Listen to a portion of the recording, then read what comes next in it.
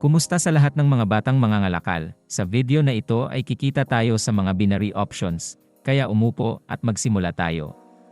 Magsimula tayo sa pag-setup ng chart. Oras ng pag-expire, 15 segundo, halaga ng transaksyon, $50, uri ng chart, linear.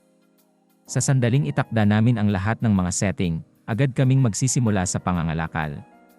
Ang pangunahing ideya ng scalping ay upang mahuli ang paggalaw ng presyo at magbukas ng mga kalakalan sa kabaligtaran na direksyon. Pakitandaan na ang chart ay nagpapakita ng isang matalim na paggalaw pababa. Ang presyo ay umabot na sa antas ng suporta at mula mismo sa antas na nagbukas kami ng isang kalakalan sa kabaligtaran na direksyon.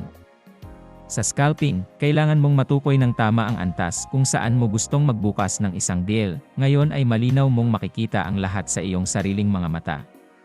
Ngayon ay nakakita kami ng isang mahusay na sitwasyon. Una naming itama ang antas. Ang presyo ay lumalapit sa antas na ito, at kami ay nagbukas ng isang trade down at naghihintay para sa resulta.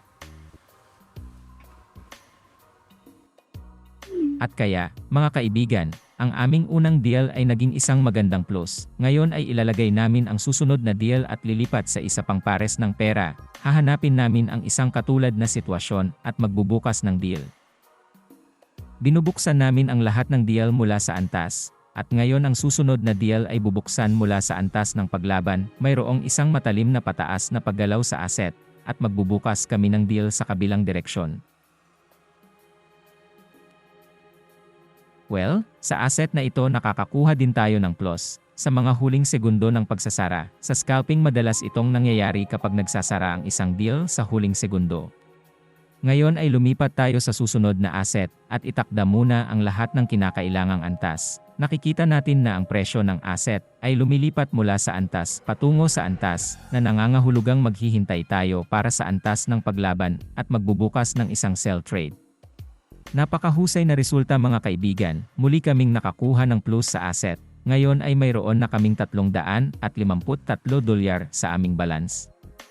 Bigyang pansin ang asset na ito, agad naming itinakda ang mga antas at maghintay para sa isang pagpindot upang magbukas ng isang deal. Sa sandaling mangyari ang pagpindot, magbubukas kami ng isang deal upang bumili, na agad nakapansin-pansin dito, na ang presyo ay tumalon ng husto pababa at binuksan namin isang deal sa tamang punto. Para sa asset na ito kumpiyansa kaming nakakakuha ng plus. Ngayon ay lilipat kami sa susunod na sitwasyon.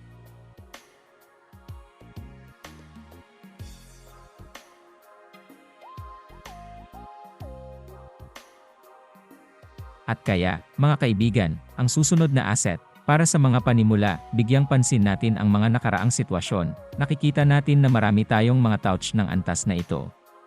Dito rin tayo magbubukas ng deal mula sa resistance level. Sa cruise na ito magbubukas tayo ng deal para ibenta, at hintayin ang resulta. Para sa asset na ito, nakakakuha din kami ng mahusay na resulta. Madalas itong nangyayari kapag nag-trade ka gamit ang discarding ito. Maaari kang magsara ng plus sa huling segundo at ito ay normal. Para sa mga nagsisimula, ang diskarte na ito ay ang pinakamadali. Kailangan mo lamang na mahuli ang matalim na pagbabago-bago ng presyo. Maaari mo ring baguhin ang oras, eksperimento, at piliin ang pinakamahusay na kondisyon ng kalakalan para sa iyong sarili.